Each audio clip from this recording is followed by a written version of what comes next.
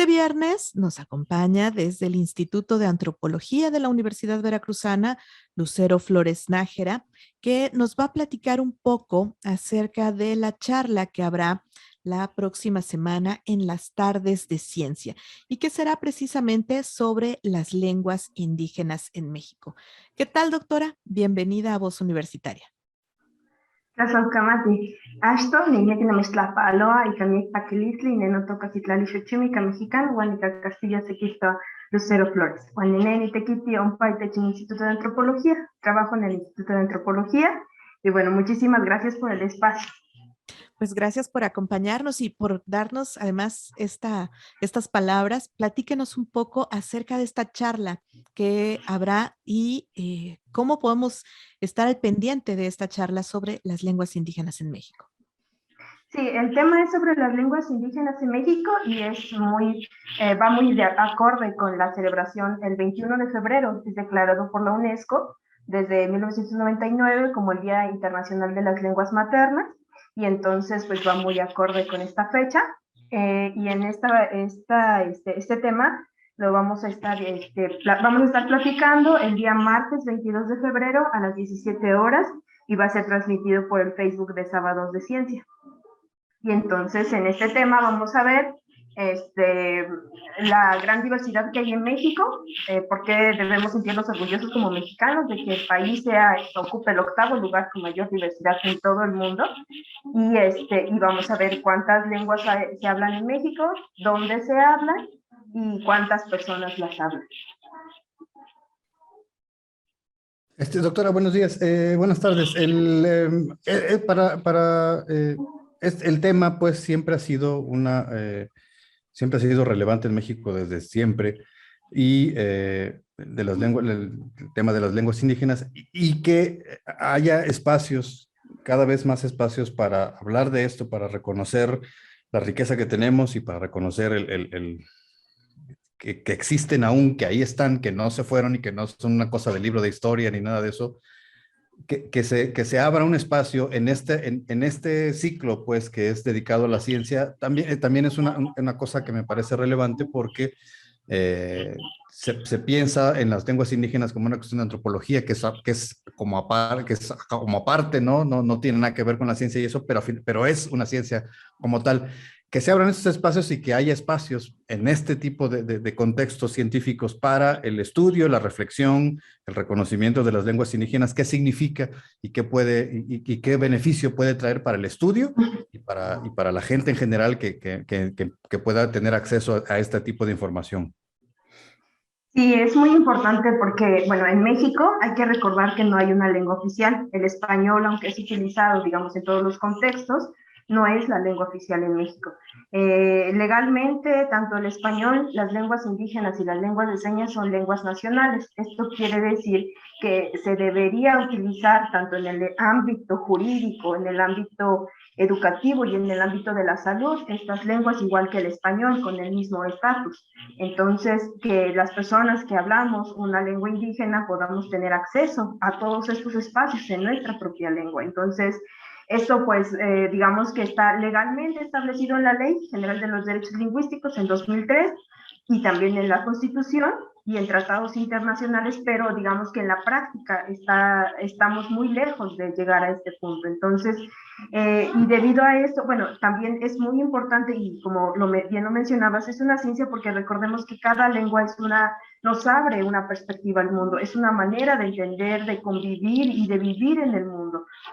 Entonces cada vez vemos que hay muchísima deforestación, el calentamiento global y todo esto es porque no hemos entendido cómo vivir en el mundo. Entonces desde la perspectiva de muchos pueblos indígenas se entiende una manera distinta de convivir y de creer en las cosas, de llevar las cosas, ¿no? Entonces es muy importante por esta razón que se mantengan vivas todas las lenguas, el español, el inglés, el náhuatl, el zapoteco, el mije, el popoluca, el totonaco, todas estas lenguas son una manera de tener una ventana hacia el mundo. Entonces, es muy importante, y una de las razones principales por las que desaparecen estas lenguas, por las que los hablantes deciden dejar de transmitir su lengua, es por el alto grado de discriminación que hay. Entonces, muchísimos que no hablan la lengua indígena, que solo hablan español, pues por ignorancia discriminamos y creemos que las lenguas indígenas, eso, como son de museo, son de zonas arqueológicas,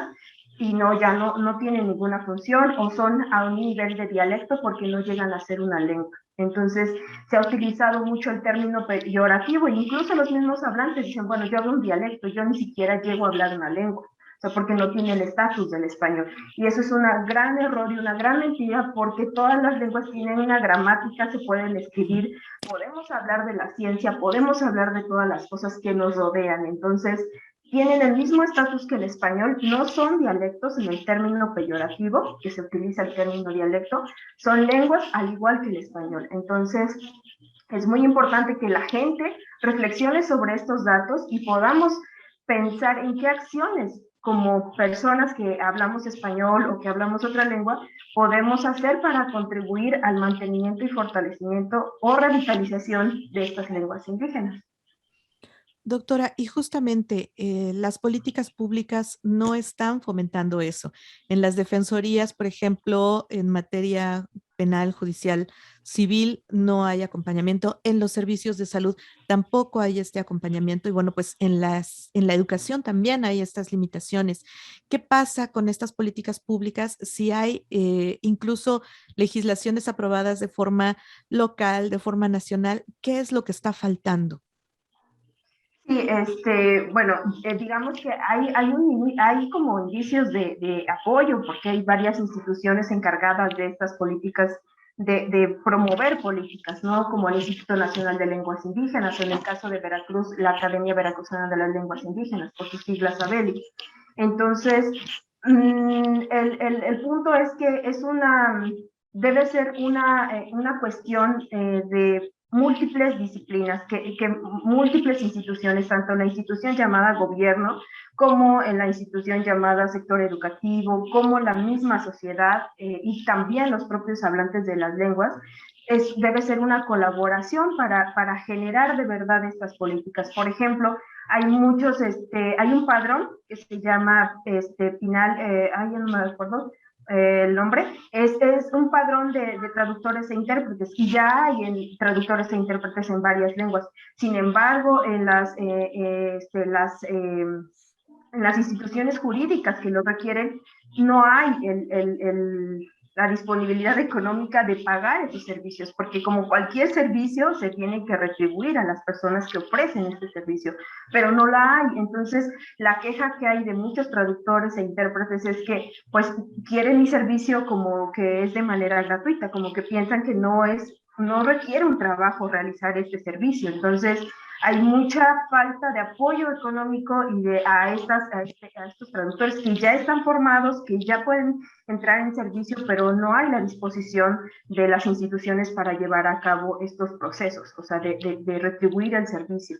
Entonces, pues tiene que haber una fuerza de varios entes, de varias instituciones, tanto no solo instituciones públicas, sino también instituciones sociales y los mismos hablantes, para llevar a cabo estas políticas que sean una realidad. Muy bien, doctora. Solamente si nos recuerda el nombre de la conferencia y dónde va a estar disponible y qué día y a qué hora, si es tan amable. Sí, el nombre es Las Lenguas Indígenas en México, y va a llevarse a cabo el día 22 de febrero, es martes, a las 17 horas, y va a ser transmitido por el Facebook de Sábados de Ciencias.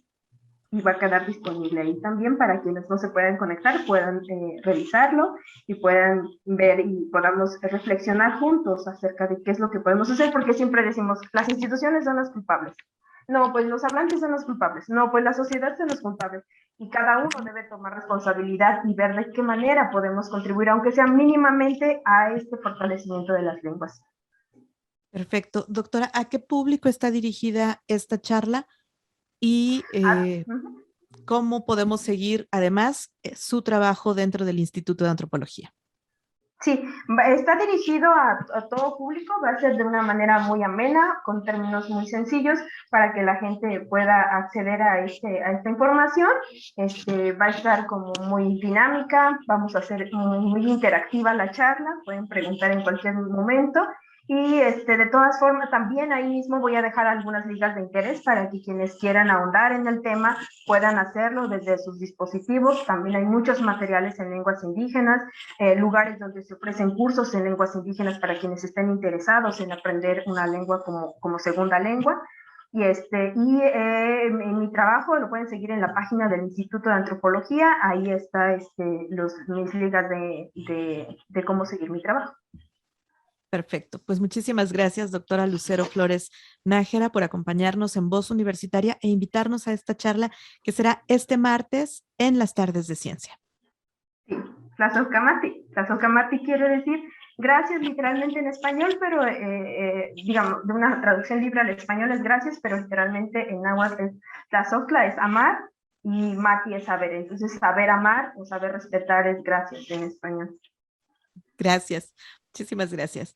Vamos a hacer una pausa en Voz Universitaria y regresamos con más información.